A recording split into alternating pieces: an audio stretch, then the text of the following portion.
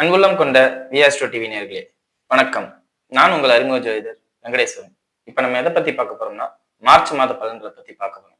பலன்களை பத்தி பார்க்கறதுக்கு முன்னாடி எந்தெந்த கிரகங்கள் எங்கே இருக்கு, எப்பப்ப பயிற்சி ஆகுது, அதே மாதிரி இந்த காலகட்டத்துல குரு பகவான் வக்ர நிவர்த்தி ஆகிறார். அந்த வக்ர நிவர்த்தி எந்த மாதிரியான பலன்களை கொடுக்கும் அப்படிங்கிறத ஃபுல்லா பார்ப்போம் வாங்க.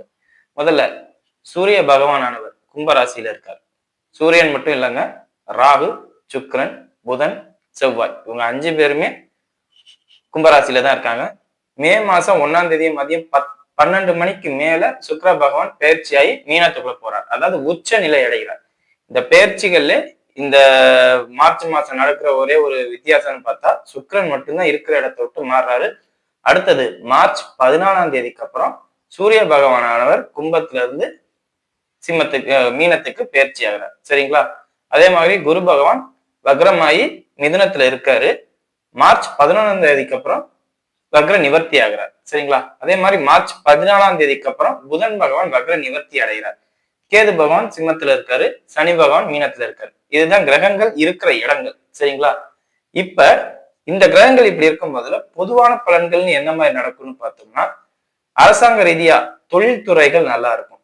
தொழில் நல்லா முன்னேற்றத்தை நோக்கியே போகும், அபரிவித வளர்ச்சியை காமிக்கும். அதே மாதிரி எந்த ஒரு செயலா இருந்தாலும் நிப்பாட்டாம அடுத்துன்னு அரசாங்க வேலையை அதாவது வேகமா பார்த்துக்கிட்டு இருக்கும். பொதுவாகவே எலெக்ஷன் டயத்துல இந்த மாதிரி நடக்கிறது சாதாரணம் தான்.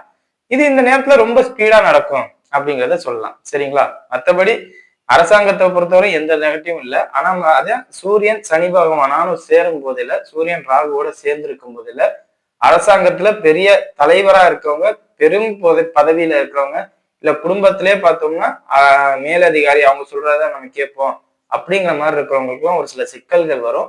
அதெல்லாம் கொஞ்சம் கவனமா பார்த்துக்கோங்க. சரிங்களா? மற்றபடி நெகட்டிவா எதுவும் இல்லை.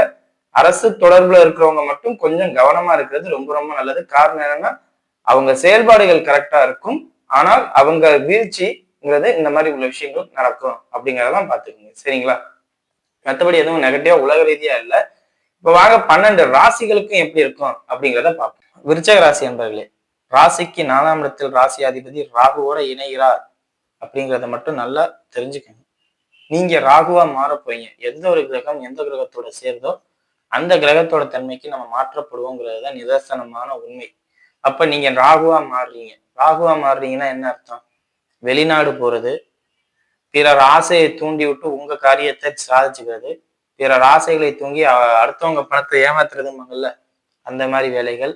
அதே மாதிரி இந்த மல்டி மார்க்கெட்டிங் மங்கள்ல, அதாவது செயின் பிசினஸ் மாதிரி, நீ எனக்கு இத்தனை பேர் சேர்த்து விட்டா எனக்கு பணம் வரும் அப்படிங்கிற மாதிரிலாம் சொல்லுவாங்க.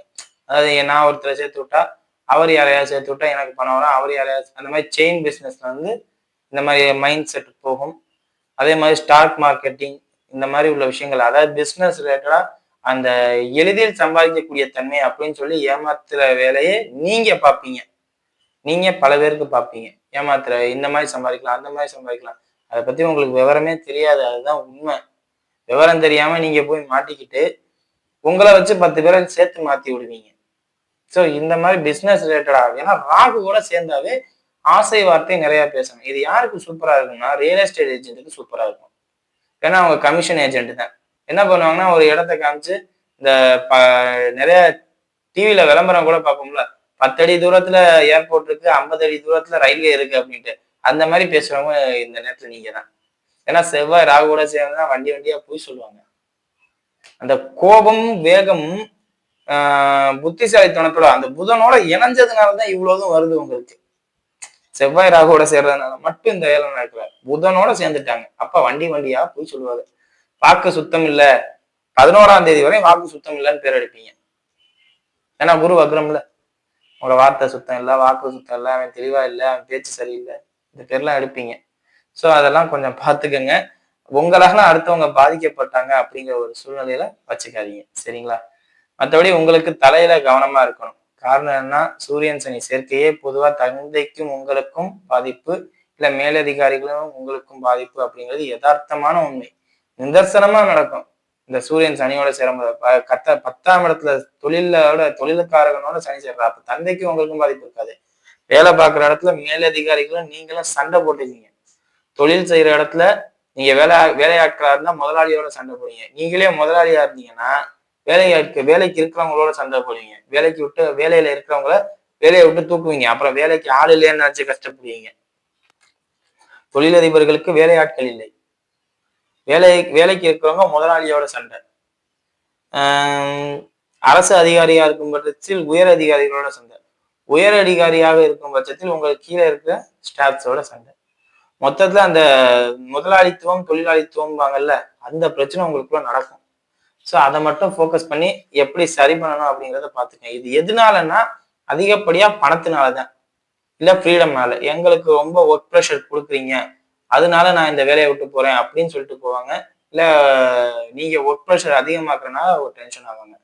பணம் கம்மியா இருக்கு, சம்பளம் கம்மியா இருக்கு, எங்களுக்கு தேவை கிடைக்க மாட்டேங்குது அப்படிங்கிறதுனால இதாகும். ஐடி செக்டர்லாம் பார்த்தோம்னா சுக்ரன்கிறது தான் கம்ப்யூட்டர் ரிலேட்டட். இதே இந்த கம்ப்யூட்டர் ரிலேட்டட்ல ஏஐ மூலியமா கூட சமயத்துல உங்களுக்கு நிறைய பேருக்கு வேலை போகுதுன்னு சொல்றாங்கல்ல, அது உங்களுக்காக கூட இருக்கலாம். விருச்சிக ராசி அன்பர்கள் இந்த காலகட்டத்துல நிறைய பேர் ஐடி கம்பெனில இருக்கிறவங்க நிறைய பாதிக்கப்படுவீங்க. ஓப்பனாவே சொல்றேன். ஏன்னா 5ஆம் இடத்துல சுக்ரன் சனி சூரியன் சேரும் போதுதான் இந்த மாதிரி வேலைகள்லாம் நடக்கும். ஏன்னா 6க்கு 12ஆம் இடம், அப்ப வேலை போச்சுன்னு அர்த்தம். கடன் முடிஞ்சிருச்சு, வேலை முடிஞ்சிருச்சு, நோய் முடிஞ்சிருச்சு அப்படிங்கிற கணக்கு. ஸோ வேலைக்கு இருக்கிறவங்க கொஞ்சம் கவனமா இருக்கிறது நல்லது. சரிங்களா? வாங்க நட்சத்திர ரீதியான பலன்களை பார்ப்போம். விசாக நட்சத்திரக்காரர்கள். விசாக நட்சத்திரக்காரர்களை பொறுத்தவரையும் குரு வக்ரம் நிவர்த்தி ஆகிற வரையும் கொஞ்சம் அமைதியா இருங்க. உடன் பிறந்த சகோதர சகோதரிகளால் பெரிய பாதிப்பை அடைவீர்கள் விசாக நட்சத்திரக்காரர்கள். அதே மாதிரி கோர்ட்டு கேஸ் வழக்கு சம்பந்தப்பட்ட அமைப்புகள்ல பல பிரச்சனைகளை பார்ப்பீங்க. ஆண்களா இருந்தாலும் சரி, பெண்களா இருந்தாலும் சரி, மர்ம உறுப்பு சம்பந்தப்பட்ட அமைப்புல ஒரு சில குறைகள் ஏற்படும். பெண்களுக்கு குறிப்பா கர்ப்பப்பை சம்பந்தப்பட்ட பிரச்சனை, சரிங்களா, பீரியட் சம்பந்தப்பட்ட பிரச்சனை, இதெல்லாம் கொஞ்சம் பத்திரமா பார்த்துக்கணும். ஏன்னா அவங்களுக்கு 8ஆம் இடத்துல குரு வக்ரம். ஸோ முடிகிற நேரத்துல இந்த மாதிரி ஏதாவது ஒண்ணா கிளப்பி விட்டு போயிடும். அதாவது நட்சத்திராதிபதி 8ல, ராசியாதிபதி ராகுவோட. இந்த ராகு தான் அந்த மர்ம உறுப்பு, கர்ப்பப்பை, அந்த அடிவயிற்றுக்கும் கீழ்ப்படி அந்த இரணியம், அந்த சொல்லுவாங்கல்ல, அதெல்லாமே ராகு தான். ராகுவோட ஆதிக்கத்துக்குள்ள வர்றதுதான். ஸோ செவ்வாய் ராகுவோட இணைஞ்சு நட்சத்திராதிபதி 8ல இருக்காருன்னா இது சம்பந்தப்பட்ட அமைப்புகளால நான் ஹாஸ்பிட்டலுக்கு போறேங்கிறது அமைப்பு. ஸோ கொஞ்சம் கவனமா இருக்கிறது ரொம்ப ரொம்ப நல்லது. சரிங்களா? அப்பெண்டிக்ஸ் ப்ராப்ளம் அதெல்லாம் உங்களுக்கு வர மாதிரி இருக்கும், கொஞ்சம் பார்த்துக்கோங்க. உணவு முறையை கொஞ்சம் சரி பண்ணிக்கிறது ரொம்ப ரொம்ப நல்லது அப்படிங்கிறத சொல்லலாம். மற்றபடி வேலை சம்பந்தப்பட்ட அமைப்புகள்ல உங்களுக்கு ஒர்க் ப்ரெஷர் தான் அதிகமா இருக்குமே ஒழிய வேலையை விட்டு தூக்க மாட்டாங்க. தொழில் செய்யறவங்க இந்த காலகட்டத்துல யாரையும் நம்ப வேண்டாம், பெரும் முதலீடு செய்ய வேண்டாம். மார்ச் 11க்கு அப்புறம் எந்த ஒரு வேலையா இருந்தாலும் பாருங்க. அதுவரையும் தொழில்ல ரொம்ப சிக்கல்லையும் கவனத்தையும் இருக்க வேண்டியது நீங்க தான். சரிங்களா? நிறைய இழப்பீடுகள் இருக்கும், வருமான குறைவு இருக்கும். 10 ரூபா வருமானம் வருதுன்னா 15 ரூபா செலவாகுதுங்கிற ஃபீலிங்லாம் இருக்கும். எல்லாமே இந்த மார்ச் முடிஞ்சதுக்கு அப்புறம் நல்லா இருக்கும். அதாவது மார்ச் மாசத்துல செலவு இருக்கும், மார்ச் முடிச்சதுக்கு அப்புறம் கொஞ்சம் தெளிவாகும், ஃப்ரீ ஆகும் அப்படிங்கிறத சொல்லலாம் விசாக நட்சத்திரக்காரர்களுக்கு. சரிங்களா? அதே மாதிரி மாணவர்களாக இருக்கும் பட்சத்தில் படிப்புல சுத்தமா கவனம் இருக்காது, காப்பி பண்ணி பாஸ் ஆகிக்கலாம் அப்படின்னு நினைப்பீங்க. ஸோ அதெல்லாம் அவங்களோட திறமை, அதை பத்தி நான் எதுவும் பேசல. பட் படிக்கிறது புரிஞ்சுக்கிட்டு படிச்சீங்கன்னா எந்த பாதிப்பும் இல்லை அப்படிங்கிறத சொல்லலாம். சரிங்களா? மற்றபடி எந்த பாதிப்பும் இல்லை. அடுத்தது அனுச நட்சத்திரக்காரர்கள். அனுச நட்சத்திரக்காரர்களை பொறுத்தவரை நட்சத்திராதிபதியோட சுக்கிரன் சூரியன் சேர்றார். அப்போ இந்த நேரத்துல கண்டிப்பா ஏதாவது வாகனம் நீங்க வாங்கணும். கணவன் மனைவி ஒற்றுமை கொஞ்சம் நல்லா இருக்கும், பெட்டராகவே இருக்கும். அதே மாதிரி இது பூமி சம்பந்தப்பட்ட அமைப்பு ஏதாவது வாங்கணும், வீடு கட்டுறதுக்கு உண்டான ஏற்பாடு, இல்ல ஒரு வீட்டுல இருந்து இன்னொரு வீட்டுக்கு வாடகை வீட்டுல இருக்காங்கன்னா ஒரு வீட்டுல இருந்து இப்ப இருக்கிறதோட கொஞ்சம் பெட்டரான வீடுக்கு போவீங்க அப்படிங்கிறத சொல்லலாம். இந்த கணவன் மனைவி ஒற்றுமை மட்டும் மனைவி சொல்றதை நீங்க கேட்கணும். ஏன்னா 7ஆம் அதிபதி உச்சமாயிட்டாரு, ராசியாதிபதி ராகுவோட இணைஞ்சிட்டாரு. அப்ப நீங்க தப்பு பண்ணிடுவீங்க, நீங்க தான் தப்பு பண்ணிடுவீங்க. அதனால அவங்க உங்களோட காம்ப்ரமைஸ் ஆகிறதுக்கு அவங்க சொல்றதெல்லாம் நீங்க கேட்பீங்க. அவங்களோட தான் சூரியன் சேர்றாரு, 7ஆம் அதிபதியோட தான் சுக்கரனோட சூரியன் சேர்றாரு, சனி சேர்றாரு. அப்படிங்கும் போதுல அவங்க சொல்றது என்னவோ அதை நீங்க கேட்கும் பட்சத்தில் உங்க குடும்பம் ஹாப்பியா இருக்கும் அப்படிங்கிறத சொல்லலாம். மற்றபடி நீங்க உங்களோட டெசிஷன், உங்களோட முடிவுன்னு எடுத்தீங்கன்னா அது பல பிரச்சனைகளை உருவாக்கும்.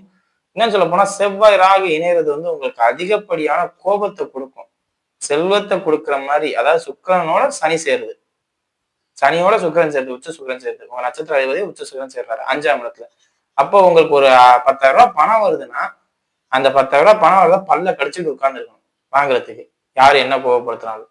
இல்ல எனக்கு கோவப்படுத்துறீங்க, நான் வீரன் சூரன் அப்படின்னு நீங்க பண்ணீங்கன்னா அதோட விளைவு நீங்க அந்த பணம் கிடைக்காம போயிடும் அப்படிங்கிற கான்செப்ட் வந்துடும். சரிங்களா? மனைவி மூலியமாக நிச்சயம் இந்த காலகட்டத்துல உங்களுக்கு ஒரு ஆதாயம் உண்டு. ஆனா அவங்க சொல் பேச்ச நீங்க கேட்கிற மாதிரி சூழ்நிலைகளும் நடக்கும் அப்படிங்கிறதும் நிதர்சனமான உண்மை. அத பார்த்துக்கோங்க. சரிங்களா? மத்தபடி எதுவும் பெரிய பாதிப்புலாம் இல்ல. நீங்க இந்த காலகட்டத்துல எந்த விஷயத்துல கவனமா இருக்கணும்னா, உடன் பிறந்த சகோதர சகோதரிகள்லயும், தாயார் சம்பந்தப்பட்ட அமைப்புகள்லயும் கொஞ்சம் கவனமா இருங்க. காரணம் என்னன்னா, சுக்கிரன் சனியானது பெண்கள் இடத்தில் பாதிப்பை ஏற்படுத்தும். மனைவி சொல்றதை கேட்டோம்னா, கண்டிப்பா தாயாரோடையும், தங்கச்சியோடையும் சண்டை போடுற மாரி இருக்கும். இல்ல அக்காவோட சண்டை போடுற மாரி இருக்கும். அதே மாரி க கணவராக இருக்கும் பட்சத்தில், அதாவது நீங்க பெண்கள் இந்த வீடியோ பார்க்குறீங்கன்னா, கணவர் வந்து இந்த காலகட்டத்துல மாமனாரோடையும், மச்சானோடையும் சண்டை போடுவாங்க. ஐ மீன் உங்களோட அண்ணன், தம்பி. ஆண்களாக இருந்தா மனைவி, தாயார் அதாவது உங்களோட உங்க சைடுல இருக்கிற பெண்கள் விஷயத்துல கொஞ்சம் கவனம் இருக்கு. பெண்களாக இருந்தால் உங்க சைடு ஆண்கள் விஷயத்துல கணவர் சண்டை போடாம பாத்துக்கோங்க. அதாவது 2 பேருமே பிரச்சனை பண்றவங்க ஆண்களா தான் இருப்பாங்க. ஆணா இருந்தாலும், பெண்ணா இருந்தாலும் ஆணுக்கு தான் பாதிப்பு அப்படிங்கிறத சொல்றேன். ஐ மீன் ஆணால தான் பிரச்சனை வரும் அப்படிங்கிறத சொல்றேன். சரிங்களா? மற்றபடி எந்த பாதிப்பும் இல்லை. அடுத்தது கேட்டை நட்சத்திரக்காரர்கள். கேட்டை நட்சத்திரக்காரர்களை பொறுத்தவரைக்கும் ஃபுல்லி பிசினஸ் மைண்டட் தாங்க. பணத்தை ஏமாறுவீங்க. நீங்க வந்து உடல்நல பாதிப்பு, மனநல பாதிப்பு அப்படியெல்லாம் வராது. பணத்தை ஏமாந்துருவீங்க. வேற எதுவும் நடக்காது. அதே மாதிரி புதன் வக்ரம் பெற்று இருப்பதனாலும், குரு வக்ரம் பெற்று இருப்பதனாலும், பெரும்பணம் சம்பந்தப்பட்ட அமைப்புகள்ல வருமா வராதாங்கிற ஒரு குழப்பத்திலையும், பயத்திலையும் இருப்பீங்க. ஸோ நீங்க அதை பத்தி பயப்பட வேண்டாம். எல்லாமே ஒரு நல்லதுக்காண்டி தான் நினைச்சுக்கோங்க. ராகு வந்து நட்சத்திராதிபதியோடையும் சேர்ந்துருச்சு, ராசியாதிபதியும் சேர்ந்துருச்சுங்கிறனால பல பேர் குடும்பத்தை நீங்க காலி பண்ணாம விட மாட்டீங்க. பல பேர் பணத்தை வாங்காம விட மாட்டீங்க. ஸோ அதை மட்டும் கொஞ்சம் கவனமா பாத்துங்க. அதனால அதாவது எல்லார்டையும் ஊர் காசை வாங்கி இப்படி பண்ணுங்க, அப்படி பண்ணுங்க தயவு செஞ்சு யார்ட்டையும் யோசனை மட்டும் கொடுக்காதீங்க. வேணா குரு வக்ரம், உங்க ராசிக்கு 8ல குரு வக்ரம், புதனும் வக்ரம். அதே மாதிரி செவ்வாயோட ராகு, புதனோட ராகு. அப்போ நிச்சயம் இந்த காலகட்டத்துல பொதுமக்கள் பணத்தை நீங்கள் வாங்கணும் அப்படிங்கிறது யதார்த்தம். ஏன்னா சுக்கிரன் உச்சம் பெற்று சனியோட சேர்ந்துருச்சு. 7ஆம் அதிபதி ராசிக்கு 7ஆம் அதிபதி சனியோட சேர்ந்துருச்சு அப்படிங்கிற கணக்கு. அப்ப மனைவியோட பணத்தை பெரும் பணத்தை வாங்கி எங்கேயாவது பிசினஸ் பண்றேங்கிற பேர்ல லாஸ் பண்ணணும். இல்லாட்டி பொதுமக்கள் பணத்தை வாங்கி ஏதாவது பண்ணணும் அப்படிங்கிற அமைப்பு. ஸோ அவசரப்பட்டு எந்த ஒரு வேலையும் பார்க்காதீங்க. இந்த காலகட்டத்துல உங்களை யாராவது சும்மா இருக்கேன் அப்படின்னு சொன்னா கூட அதை பத்தி பயப்பட வேண்டாம். காரணம் என்ன, கேட்டை நட்சத்திரோட அமைப்பு பத்தாம இருக்கிறதுனால இவ்வளவு தூரம் நான் சொல்றேன். என்னன்னு சொல்ல போனா உங்களுக்கு லென்த்தா கூட பேசல. சிம்பிளா ஒரே விஷயத்துல முடியும். பண விஷயத்துல கவனமா இருங்க அப்படின்ட்டு. மற்றபடி எதுவும் பாதிப்பு இல்லை. சரிங்களா? வீடியோ இப்பதான் ஃபர்ஸ்ட் டைம் பார்க்குறதா லைக் பண்ணுங்க, ஷேர் பண்ணுங்க, கமெண்ட் பண்ணுங்க. சேனலை மறக்காம சப்ஸ்கிரைப் பண்ணுங்க. வேற எதுவும் ஆசைக்கு கீழே உள்ள நம்பருக்கு கால் பண்ணுங்க. நன்றி.